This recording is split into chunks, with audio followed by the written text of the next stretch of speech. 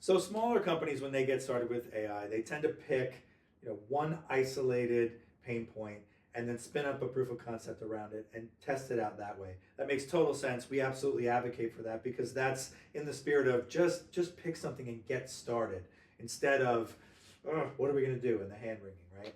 But then obviously on the other side of the spectrum, you have huge enterprise organizations that have a chief AI officer and they have an army of developers, and that's great, but that's out of reach for folks like us in the middle market.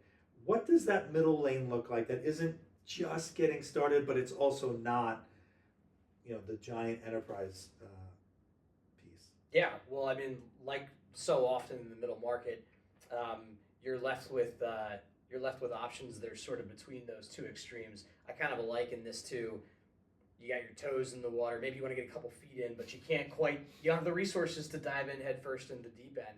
So what we advocate for is look at your business processes and look at data, and ideally do them in parallel. So typically I'd say 3 to 5, maybe up to 10 business processes. You know where your bottlenecks are, right? You know where you have opportunity. And then while you look at those and assess the AI options that you have, also look at your data, because that's going to be important as you spin these AI low-hanging fruit opportunities up.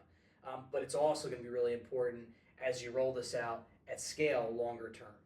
Yeah, so that sounds like a very right-sized, repeatable, strategic / technical discovery, right? That's kind of easy for people to say yes to figure out what it might look like for them.